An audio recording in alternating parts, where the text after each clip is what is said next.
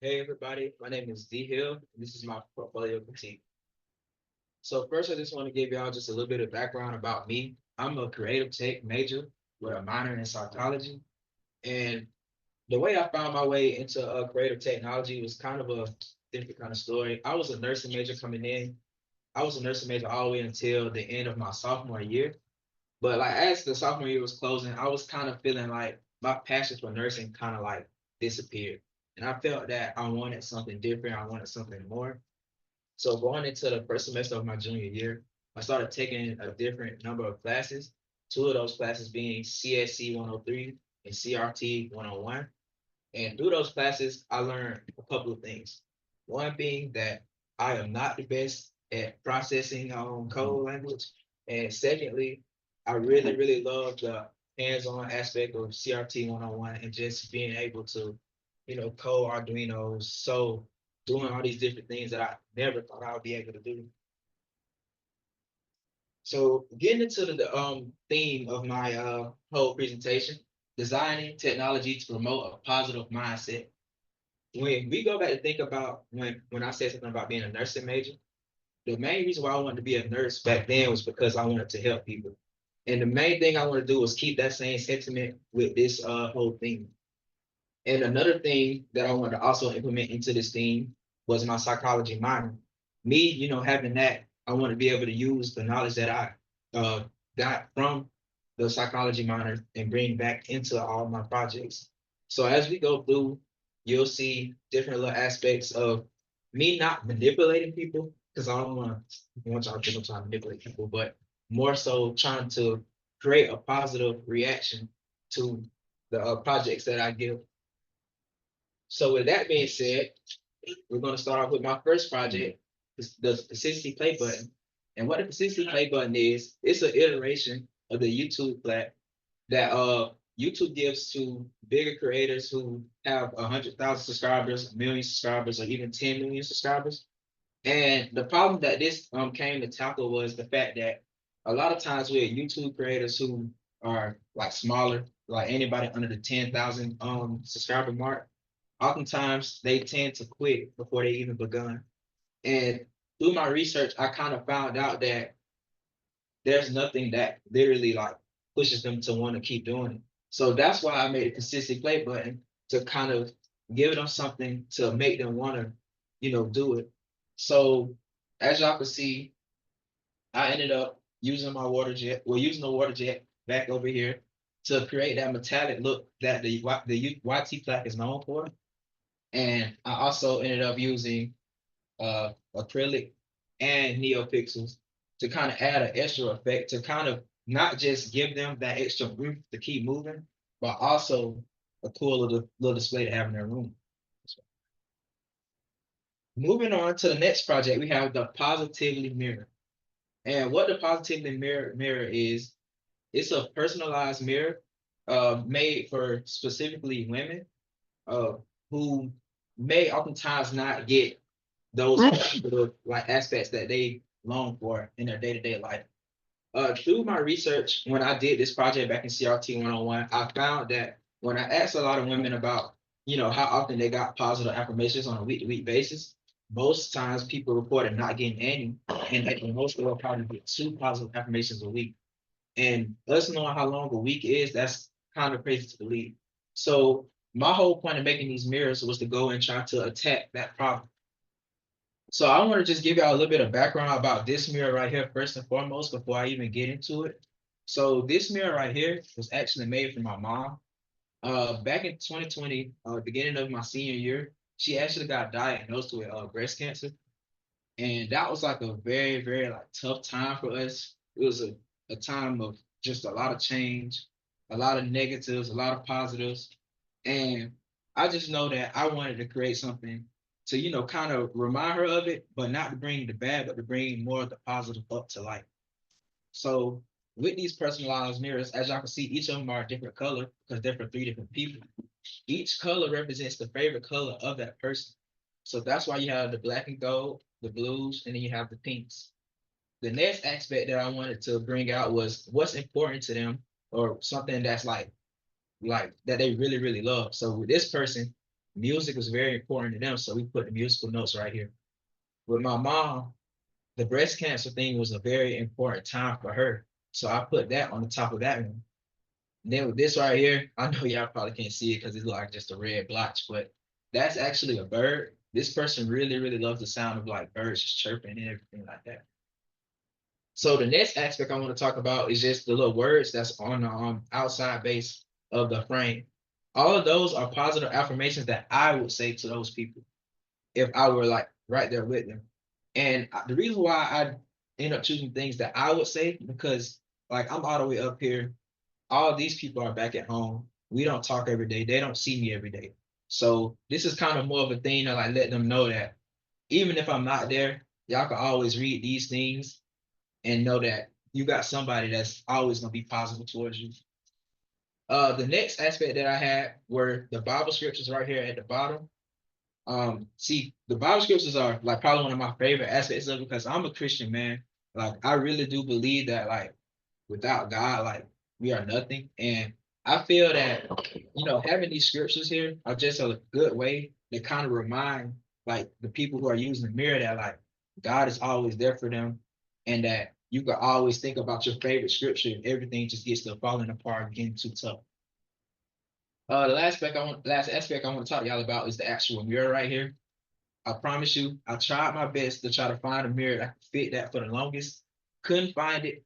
So I found out that we actually had a water jet. So I went to Walmart, got a big mirror, came back, put the mirror on the water jet. With some help from Zane, we ended up cutting up the mirrors, and I was actually able to go on to put all of them together. And that's how we got the positivity mirrors that y'all got here. Now, the third project. First thing I want to ask y'all, have y'all ever had a time where you've been invited to multiple events in one day, but you couldn't go to all of them because the clothes that you had wouldn't fit every single event? Well, see, that's what Dirty Apparel is here to solve. Dirty Apparel is a multi-purpose apparel made not only to make you look good, but also fits good with you. So you could do anything from going to work out, sleeping, you going out with friends, literally anything that you could think of, Dirty Apparel will accommodate you. And the problems that I really wanted Dirty Apparel to solve besides that is also the fact that Dirty Apparel was actually made for Dirty D. Dirty D is a YouTube channel that I created 2 years ago. And what Dirty Apparel is kind of more like, it's kind of more merch based for Dirty D.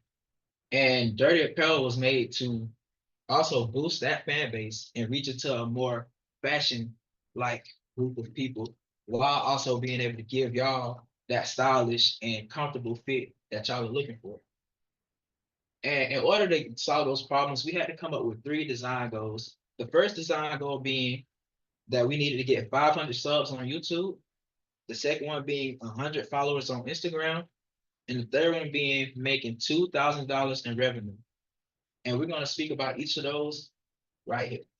So the first design goal, reaching the 500 subs on YouTube. As y'all can see right here, I ended up getting to 333 subs. I didn't reach that goal. But see, the thing is, I'm not mad about it. And the reason why I say I'm not mad about it is because when I put it into perspective, I had 230 subs over the first 2 years. But then I actually ended up getting over 100 subs in the span of 4 months. So when you put that in perspective, 100 subs in 4 months compared to 200 subs in 2 years, that's nothing to be mad about. So the way that I went about getting those subs, I ended up doing some things. I ended up making like shorts and different like little ad breaks in my videos to kind of engage people more to want to come and buy Dirty Apparel. And by me doing that, it also ended up bringing in that fashion like niche that I was talking about. And a lot of those people end up wanting to subscribe a lot more. Another thing that I ended up doing was I want y'all to see right here in March how in March the subscription doubled compared to the first 2 months. Reason why it doubled is because of Spring Market.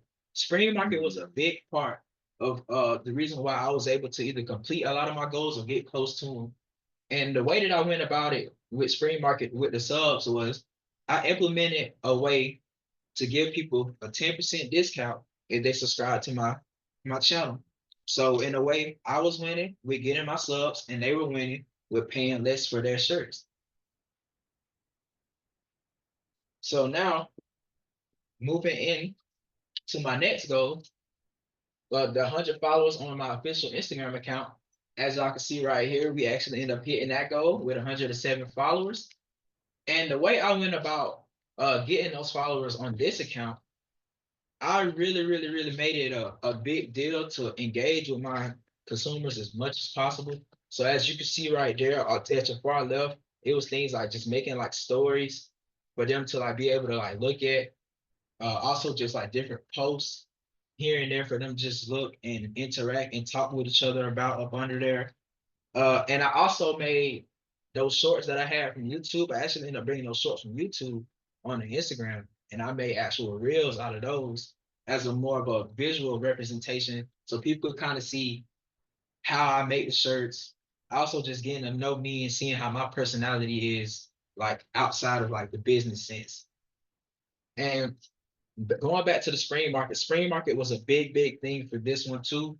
With spring market, I actually ended up getting close to 30 followers just off of implementing the whole discount for a follow thing. So basically how it ended up looking was if people subscribe and they follow Instagram and subscribe to their YouTube, they would get 20% off of their total order. And like through that discount, it made a lot of people want to do it. And then I mean, it was other people who just subscribed and followed just to subscribe and follow. They didn't even buy anything, but literally like people just really just wanted to support this and make this bigger. So the last thing that helped me push through and get to that 100 followers is I actually did a giveaway. I call it the dirty giveaway. And it was literally on two things that they had to do. First thing was to make sure that they were following me on that account. And the second thing was tagging 3 people in that post. And through doing that, I want to say that I probably gained 20 to 25 followers within like that window from Monday to that Thursday. And as I did that and everything, I got a lot of like people just, DMing me, texting me. It was a lot more like engagement on my account on both sides when we text people and people texting me. And ultimately, once I ended the giveaway, I ended up just creating a wheel. And since it was like did so well, I ended up just picking 3 winners. Did 3 winners, 3 people got free shirts. Everybody was happy. I got my followers and they got shirts. Now I want to get to the third goal, making $2,000 in revenue. The thing that a lot of people probably want to know about the money aspect. So first, as I can see right here, I actually ended up hitting that goal with $2,039.35. And as you can see right here at the top, I want to go back to it again. The spring market was a big thing for me.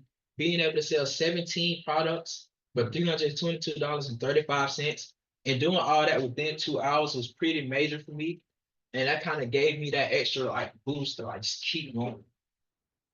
But I also want to point out too for y'all right here, as y'all see the other method, backpacking. And I just want to explain y'all real quick. All backpacking is whenever you take like whatever you're selling and you just like put it in the bag and you take it with you wherever you go. So I went to places like Spelman College, I went to Kennesaw State, I went to UGA, and like I was just like in the Atlanta area, and I also backpacked around like Barry and Rome. And that's how I got a lot of these like sales right here. And through the backpacking, I can honestly say like I built a lot of good connections and also made a lot of money from it. So I want to try to go on and get into like some of the logistics for you guys real quick. So for the logo shirts right here, on average, it took me a minute and 13 seconds per shirt.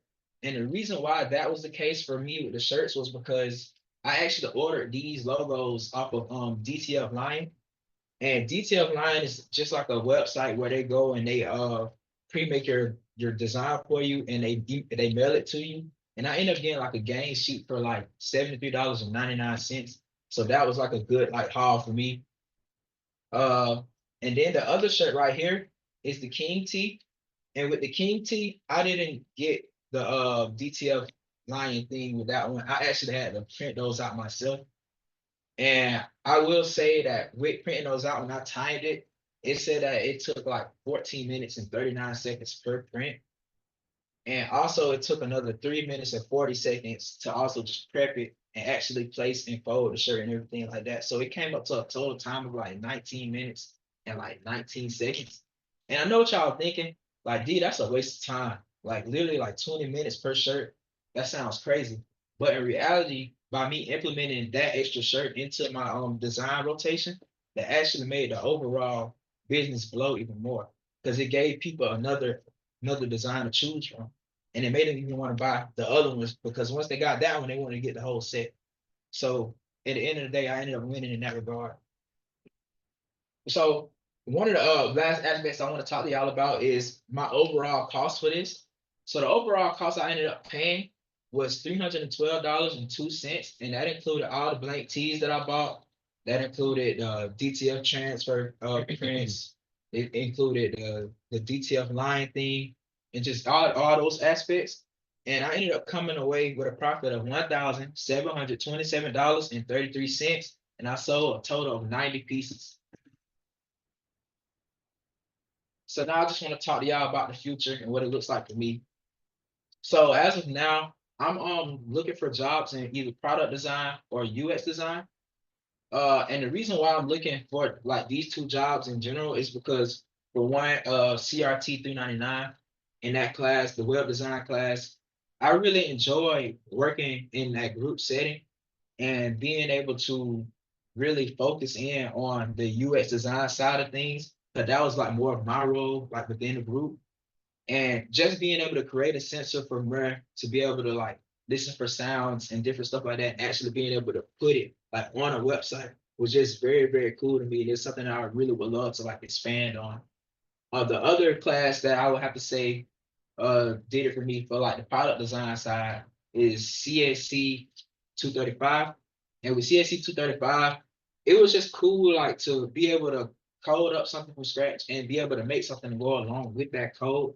And just being able just to design products just in general that were first just in my head, or being able to iterate things that I thought that I couldn't, that you couldn't even like expand on anymore. So just those aspects in general just made that decision to want to follow these two things that much easier. I also just want to continue to make YouTube videos. Like I enjoy, like it's my hobby. I enjoy making videos. I mean, I feel like as of late, like people have been engaging with me more, and I feel like why not keep doing it? It doesn't hurt because we all know like if you do end up doing very well on that, that could be another source of income for me. So that's why I'll do that. And one of the last things that I really want to like harp on, I really just want to keep on honing my skills throughout the summer. So I'm going to be going to get my UX design certificate, and I'm most likely going to get it through Google. I have looked at Cornell University, but I feel like the Google certificate is probably going to be more accessible and easier for me to like actually go and get into. And yeah, that's all I have. I really do appreciate y'all for listening in. And yeah, thank you.